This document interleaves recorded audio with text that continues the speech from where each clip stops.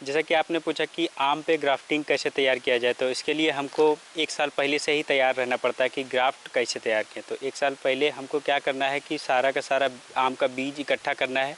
उसको 15 by 7 centimetre का जो पॉली बैग रहता है उसमें FYM मिट्टी और थोड़ा सैंड और अगर मिल जाए तो वर्मी कंपोस्ट मिक्स करके 1:1 रेशियो में उसको बैग फिल करके उसमें हमको आम का बीज सोइंग कर देना है।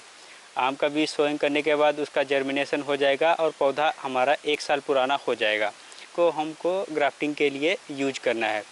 तो नेक्स्ट ईयर हमको क्या करना है कि अगर पॉली हाउस अवेलेबल है तो पॉली हाउस के अंदर हमको ग्राफ्टिंग फरवरी मार्च में ही हम इसको ग्राफ्टिंग कर सकते हैं, पॉली हाउस के अंदर की कंडीशन में। अगर उस केस में हमारा रूट स्टॉक 6 से 8 महीने पुराना भी चलेगा पॉली हाउस के अंदर। अगर हमको ओपन कंडीशन में करना है तो जुलाई अगस्त में हम ग्राफ्टिंग करेंगे, जो इस समय सबसे सटीक टाइम है रनी सीजन के बाद में। किसान भाइयों, ग्राफ्टिंग से नए पौधे तैयार करने के लिए, पौधे में चीरा लगाने के लिए एक छोटी चाकू सेक्टर, कलमों को बांधने के लिए पॉलीथिन, बीजू पौधा और सांकुर डाली जिसे कलम भी कहते हैं, जरूरत होती है।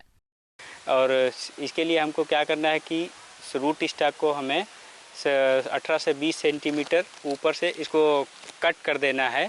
साथ में उसमें हम सॉफ्टवुड वेज ग्राफ्टिंग मेथड से ग्राफ्टिंग करेंगे, उससे हमको हायर परसेंटेज ऑफ सक्सेस मिल जाएगी। और इसके लिए हमको क्या करना पड़ेगा कि जो मदर प्लांट है वो हमको एक अच्छा सा मदर प्लांट सेलेक्ट करना है, वो डिजीज फ्री होना चाहिए। और मदर प्लांट में हमको ग्राफ्ट तैयार करने के लिए सबसे पहले जो सिलेक्टेड ब्रांच होगी जिसको हम ग्राफ्ट करेंगे 4 से 5 महीने पुरानी ब्रांच को, और इसका हमको डायमीटर ऑलमोस्ट 2 से 3 सेंटीमीटर होना चाहिए और इसकी लंबाई हम कम से कम 15 से 18 सेंटीमीटर होना चाहिए और इसमें कम से कम 3 से 4 कलिकाएँ होना चाहिए।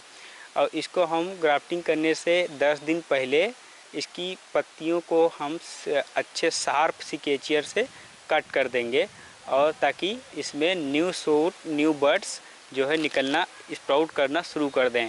फिर इसको हम सॉफ्टवुड वेज मेथड से रूट स्टॉक में वी शेप का कट लगा के, और इसको हम इन्वर्टेड वी शेप का कट लगा के हम इस रूट स्टॉक में सेट करेंगे और उसको अच्छी से हम पॉलीथीन टेप से रैप करेंगे।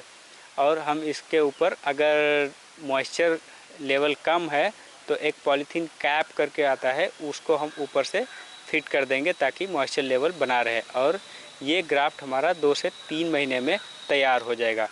साइड ग्राफ्टिंग में भी 2 तरह के पौधे होते हैं। पहला पौधा होता है मूलवृंत, यानी वह पौधा जो कि आप बीज के द्वारा तैयार करते हैं। दूसरा है सांकुर डाली।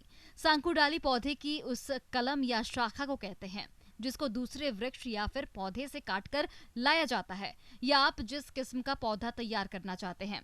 इस विधि से पौधे तैयार करने के लिए सबसे पहले मूलवृंत को चुन लेते हैं, फिर मातृ पौधे से ऐसी शाखा को चुनते हैं जो कि 6 से 7 महीने पुरानी पेंसिल के आकार की हो।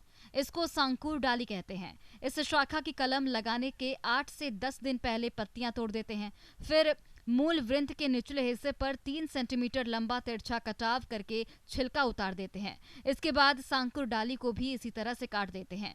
फिर दोनों को मिलाकर पॉलीथिन की पट्टी से बांध देते हैं। करीब 1.5 महीने बाद दोनों डाली जुड़ जाती है। ऐसे पेड़ बाग में 1 साल बाद लगाने लायक हो जाते हैं।